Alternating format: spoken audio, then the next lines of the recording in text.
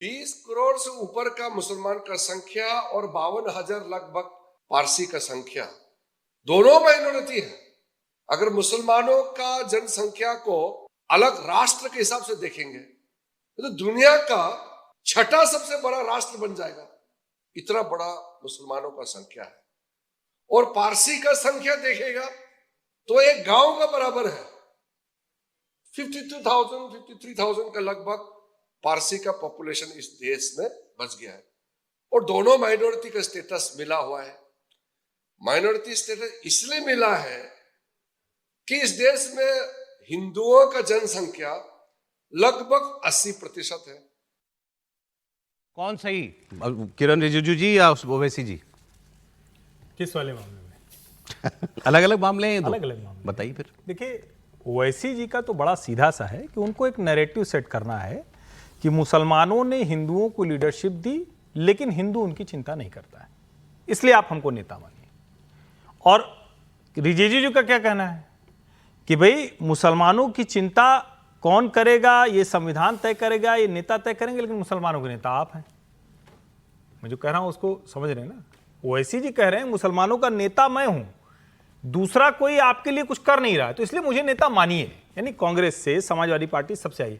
और रिजिजू जी कह रहे हैं कि आप सबसे बड़े नेता हैं, तो दोनों एक मत है, तो मान लिया, अलग अलग नहीं है। एक बात तो बीजेपी मानती है कि ओवैसी जी मुसलमानों के सबसे मानना बड़े चाहती है, मन की इच्छा है कि ओवैसी जी के अलावा कोई और मुसलमानों को मानना बड़ा चाहिए नहीं, नहीं चाहती है ये। मैं कह रहा हूं चाहिए नहीं। सर आप अपने मन की बात कीजिएगा, अभी रिजिजू जी और ओवैसी जी की भाई उन्होंने कांग्रेस और ओवैसी तोल दिए बराबर। हाँ, भाई इसीलिए क्योंकि कांग्रेस से बड़ा नेता आप हो। बीजेपी चाह रही है, लेकिन अब इसके आगे की बात जो किरण रिजिजू जी कह रहे हैं वो तो ठीक बात है ना भाई।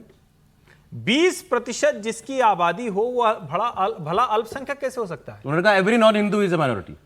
नहीं, अब ये तो देखिए, ये कहने की बात है, ये तो कोई भी आप कह दीजिए कि फलाना जी हैं, इसके अलावा सब जो है, मतलब 4 लोग बैठे हैं या कहीं 100 लोग बैठे हैं, तो जो भी सबसे बड़ी संख्या उससे छोटे वाले सब माइनॉरिटी का मतलब ये होता है जो संख्या के आधार पर, समाज के आधार पर, उनकी जो सांस्कृतिक स्थिति है उसके आधार पर वो उसको सहेजने की जरूरत है। इसको आप समझिए। अल्पसंख्यक का मूल मतलब ये तो भारत में जैसे और अवधारणाएं फ्रॉड निकाली गई, वैसे ही इसको अल्पसंख्यक वाली भी अवधारणा फ्रॉड निकाल दी गई। मेरा स्पष्ट मानना है इस देश में मुसलमान माइनॉरिटी में नहीं है। जो किरण रिजिजू कह रहे हैं उनके पास अवसर है, उनकी सरकार है, उनको इस दर्जे को समाप्त करना चाहिए और उसकी शुरुआत उसी से हो सकती है जिसके वो मंत्री हैं। ऐसा आप विचार भी है कभी आपको लगता है सरकार? नहीं, मुझे लगता है बिल्कुल विचार होगा। अल्पसंख्यक कल्याण मंत्रालय की भारत में कोई आवश्यकता नहीं। माइनॉरिटी स्टेटस नहीं देना चाहिए भाई मुसलमानों को। माइनॉरिटी सिर्फ मुसलमानों को नहीं, सिर्फ मुसलमानों को ही, सिखों को, पारसियों को, जैनों कोई तो एक तरीका निकालेंगे। 1%, 2%, 3%, 5%। मैं उसका उदाहरण बताता हूं। 5% से ज्यादा का कोई माइनॉरिटी कैसे हो सकता है? एक बात और किया असदुद्दीन ओवैसी ने, अब ये मैं नहीं समझ पाया कॉन्टेक्स्ट कहां से ला रहे थे वो, ये कि अगर मंत्री जी का लॉजिक मान ले, then Hindi speakers cannot be a minority in non Hindi speaking states because their population is more than population of Canada and US. Hindi speaking वाला तो माइनॉरिटी कहां है? एक पहले हिंदी स्पीकिंग ने कभी माइनॉरिटी लिंग्विस्टिक आधार पर माइनॉरिटी मेजॉरिटी तो कभी माइनॉरिटी है ना, होते हैं, लेकिन कभी मांगा नहीं। बहुत सारी जगह पर है। पूरा और इसको लिंग्विस्टिक रिलीजियस लेवल पर भी देखिए ना, मतलब वो जो तर्क है वो अलग तरीके से है, लेकिन रिलीजियस माइनॉरिटी पर भी नंबर को यदि रिजिजू साहब की बात को माने तो फिर जम्मू कश्मीर में हिंदू को माइनॉरिटी में नहीं देना चाहिए। हिंदुओं का तो माइनॉरिटी स्टेटस है जम्मू कश्मीर में, वो 28% है वहाँ पर। देश में तो 15% ही हैं मुसलमान। आपको एक बड़े देश में 150 करोड़ में 20 करोड़ लोग बड़े लग रहे हैं। हालांकि आधार पर मिलता क्या है? एक बात मैं बहुत कितने नहीं मिलता ना।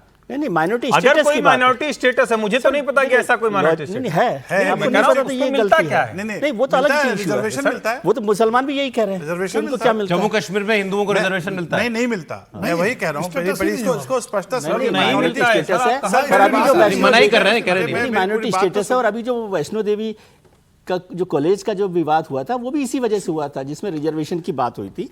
मैं ये कह रहा हूँ कि मैं इससे सहमत नहीं हूँ कि माइनॉरिटी को आबादी के नहीं सर, वो तो बात ये थी कि वो जब वो वैष्णो देवी कॉलेज वाली बात हुई थी तो उसमें तो मांग की गई थी, वो एकदम अलग कि भाई इसको फिर माइनॉरिटी इंस्टीट्यूशन बना लो ना। तो वो इंस्टीट्यूशन नहीं बनाया, लेकिन वो माइनॉरिटी इंस्टीट्यूशन कैसे बनेगा क्योंकि हिंदू वहां पर माइनॉरिटी में है, तो दर्जा नहीं है सर। वो ये मैं नहीं है सर, मैं यही तो कह रहा हूँ। दूसरी बात क्या चलिए एनीवे फैक्ट ये तो चेक करना पड़ेगा। वो दूसरी बात कह रहा हूँ, एक बार 10 सेकंड की बात दूसरी बात कह रहा हूँ कि मुसलमानों को ये माइनॉरिटी स्टेटस का जो क्या कहना चाहिए, कॉन्सेप्ट है ना, दर्जा है, कॉन्सेप्ट से निकलना चाहिए। वो एक बड़ी आबादी के तौर पर, इतनी बड़ी आबादी है, वो जब तक माइनॉरिटी स्टेटस में रहते हैं तो उसका प्रॉब्लम क्या होती है, उससे आप मेन स्ट्रीम में शामिल होने में victimhood पैदा होता रहता है। विक्टिमहुड पैदा रहता है। इसलिए मैं उसके समर्थन में नहीं हूं, मैं ये बात कर रहा हूं, लेकिन दोनों चीजों को अलग अलग, लिंग्विस्टिक माइनॉरिटी भी ऐसी की ऐसी व्यवस्था है, तो ये व्यवस्था संविधान ने दे रखी है, उसमें काम कर रहे हैं। और ये सरकार को अल्पसंख्यक मंत्रालय तो 15 साल पहले बंद कर देना चाहिए। आप बजट देखिए, उन्होंने तो 500 करोड़ बढ़ा दिया है।